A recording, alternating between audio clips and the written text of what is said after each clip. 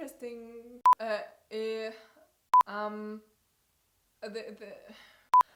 What's up, guys? Welcome back to my channel. I'm Anik, I'm a classical pianist, and today we're going to talk about our instrument, which is, surprise, not our piano, it is our body. Now, if I would ask you which part of our body is the most important part to play piano, I think most of you would answer our fingers. But after watching this video, you will understand why our fingers are the last part of our body of which we should think of. Before we get started, if you like my channel and like my content, please subscribe and hit the bell. If you would like to see more videos like this in the future, then please go on Patreon and support me there. With only $1 in a month, you would already help me a lot. Now, let's get started from the beginning. Music starts in the middle of our body. This means here. Schwabbel, schwabbel. So our stomach, or the center of our body, is the part where everything comes together, where we get our energy from. So all the impulses for the rhythm, the impulses for actually every single note, every single sound that we are creating is coming from our stomach. The next part of our body that we should think of is our back. So to get all the right energy out of our stomach and to get it through to our fingers, to lead it into the keys, we need to sit straight so everything can flow through our body without like stucking anywhere. So as soon as you sit like this, you can't really breathe, and breathing is the essence of everything, of making music, of playing piano, you know. If you have missed this video, somewhere up here, I will put the link to this breathing video. The next part of our body is the shoulder. And the shoulder is a pretty interesting part because I don't know what it's called in English. You should feel like there is a ball in your shoulder and you can move it wherever you want to move it. It's different to the elbow. The shoulder should always be relaxed. It should not be like this, full of tension. It should just be down here and relax. Oops. Yeah, you should feel this ball in your shoulder all the time. The next part is the upper arm, which should always be relaxed. You know, you have like this fat here, down here, and you need this fat. This is actually a good reason to not train your muscles, because you need this fat here to wobble to create some specific sounds and to stay relaxed and so on. So this part here should always be relaxed. Then our elbow, which is also a very important part.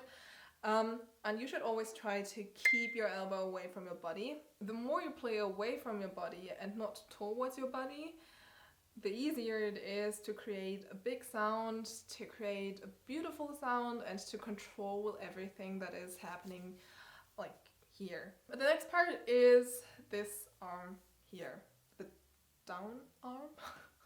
What is this called in English? I don't know. Forearm?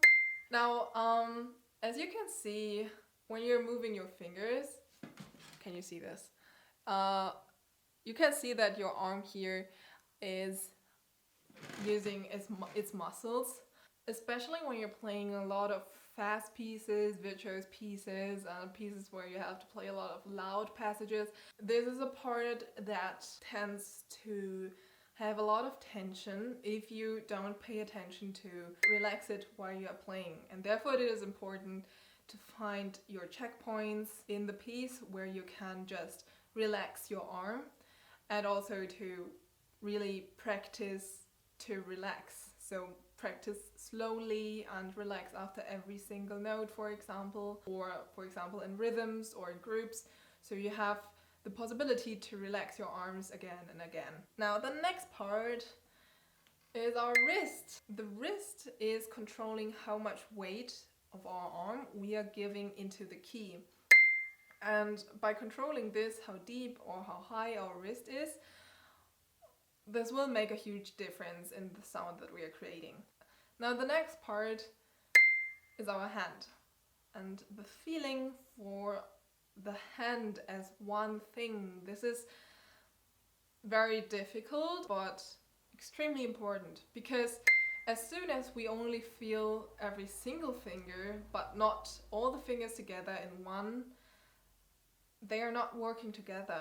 This is like one of the most important things, to have all your fingers working together so it makes sense and your music makes sense, okay? Does this make sense?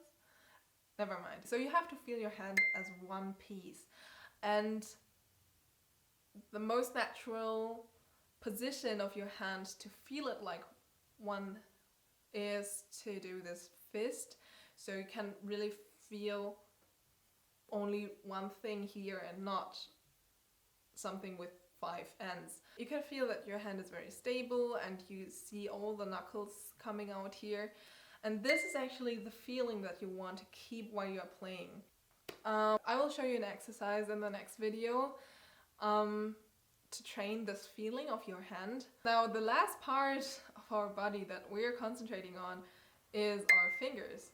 So we have to first understand everything else from our stomach, over our back, the shoulders, the upper arm, the elbow, the forearm, the wrist, the hand, and then the very last part, our fingers.